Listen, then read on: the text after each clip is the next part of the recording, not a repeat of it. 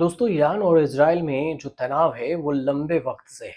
मगर इजराइल इतना भीषण प्रहार करेगा, इसका अंदाजा तेहरान ने भी नहीं लगाया था। अब बेशक इस हमले का आदेश और उद्देश्य इजराइल के राष्ट्रपति बेंजामिन नेतन्याहू ने दिया हो, मगर इसके पीछे एक अहम शख्स था। वो शख्स जिसके बूते ही इजराइल तकरीबन 1500 किलोमीटर दूर बैठे ही ईरान में बड़े बड़े विकेट गिरा रहा है। अब आप सोच रहे होंगे कि आखिर ये शख्स कौन था। इसके बारे में विस्तार से बताते हैं। ये शख्स है मोसाद के डायरेक्टर डेविड बार्निया। अब मोसाद, सबसे पहले समझिए कि ये इजराइल का सबसे मजबूत खुफिया एजेंसी है और इसी के डायरेक्टर हैं डेविड बार्निया। बार्निया ने ही ऑपरेशन राइजिंग लाइन की पटकथा लिखी थी, जो इजराइल अभी चला रहा है। इजराइल ने 13 जून को ईरान पर पहला हमला किया था और इस हमले के लिए नेतन्याहू ने जिन दो लोगों के कहने पर हामी भरी थी, उनमें एक बार्निया ही थी। दूसरे शख्स थे वायुसेना के प्रमुख मेजर जनरल तोमर बार।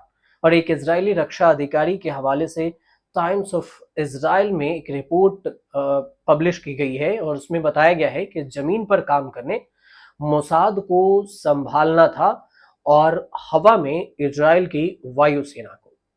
हालांकि हमला कब, कहां और कैसे होगा, इसे तय करने की जिम्मेदारी बार्निया की ही थी। बार्निया मतलब मोसाद के डायरेक्टर। अब सेना हर बात का इंतजार करती रही और इनकार भी करती रही, हर बार इनकार करती रही, लेकिन मोसाद ने जैसे ही हरी झंडी दी, वैसे ही हमला शुरू हो गया। अब ईरानी डिफेंस फोर्स ने 2007 के बाद जो भी प्रमुख रहे हैं, चाहे वे गैबी अश्केनाजी हो या फिर बैनी गेट्स या फिर गादी इसनकोट, सभी ईरान पर हमला करने का विरोध करते रहे।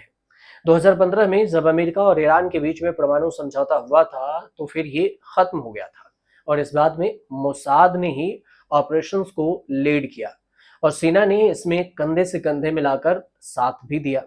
राष्ट्रीय सुरक्षा सलाहकार तजाची हानेगबी, इन्होंने जो लंबे समय से ईरान पर हमला करने के पक्षधर रहे हैं, इन्होंने नेतन्याहू और इजरायली रक्षा बलों की chief of staff lieutenant general Eyal Zamir को अतिरिक्त सहायता प्रदान करने के लिए प्रेरित किया और सुरक्षा कैबिनेट के सामने पूरा प्लान भी रखा, जिन्हें झट से मंजूरी भी मिल गई। प्लान समझिए कि कितना तगड़ा होगा।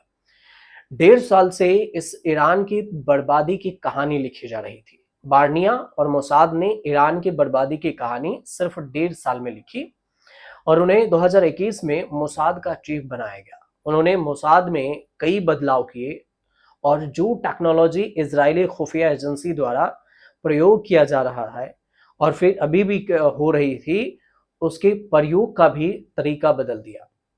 टाइम्स ऑफ इजराइल की जो रिपोर्ट है, उसमें यह कहा गया है कि वरिष्ठ रक्षा अधिकारी के हवाले से लिखा गया है कि बार्निया ने मोसाद को पूरी तरह बदल दिया और स्मार्ट विजिलेंस कैमरा दे दिया, फेस रिकॉग्नाइजेशन समेत कई ऐसी तकनीक दी जिसे मोसाद ने अपनाया। और ये एक आसान इसलिए नहीं था क्योंकि मोसाद का काम करने का जो अपना तरीका है, इसे पूरी तरह से बदलना एक अलग तरीके से चुनौती थी। बार्निया ने ऐसा ही किया और ईरान में इसका असर भी खूब दिख रहा है। अब हेडलाइन जो बात करें तो हेडलाइन बने बिना काम करते रहे बार्निया, मतलब न्यूज से दूर रहे।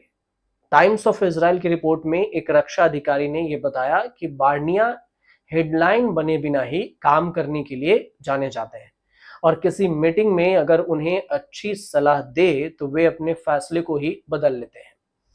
ऐसा इसलिए क्योंकि उन्हें डर नहीं कि कोई इसे कमजोर समझेगा। बार्निया बस वही करते हैं जो इजराइल के लिए बेहतर है।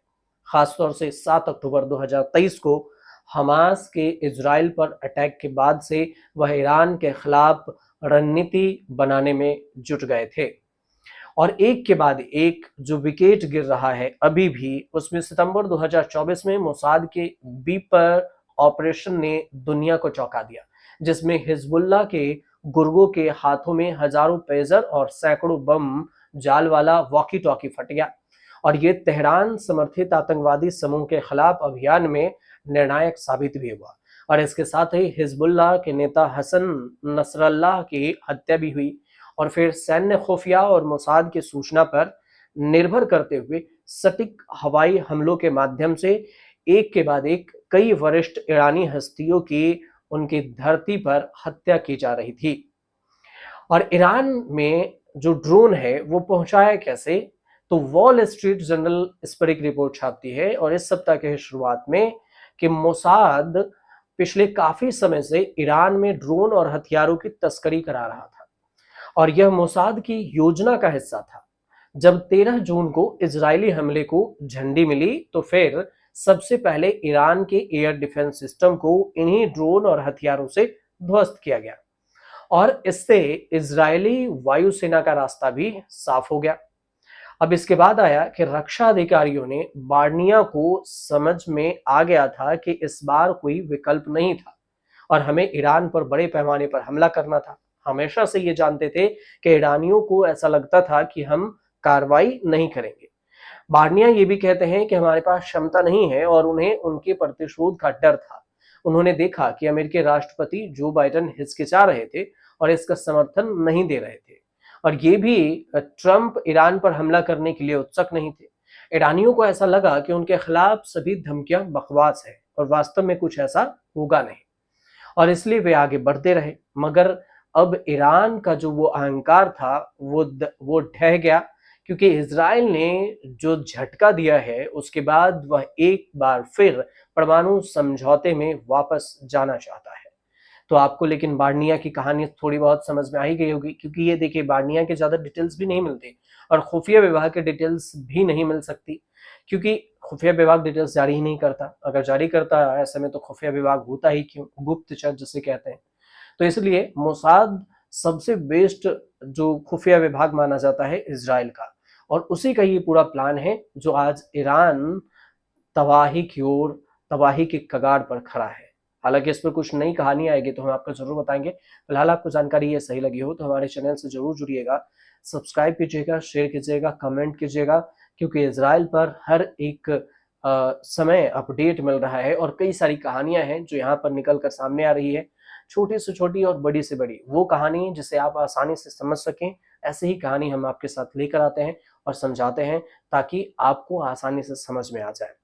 और फिलहाल जो हमने कहानी लाई थी वो मोसाद और फिर जो उसके डायरेक्टर हैं उन्होंने कैसे ईरान को बर्बाद करने की प्लानिंग तैयार की, उसके कुछ संक्षिप्त वर्णन थे जो कि टाइम्स जो इजराइल के हैं उस रिपोर्ट में छापी गई है और उसी के आधार पर हमने आपको बताया।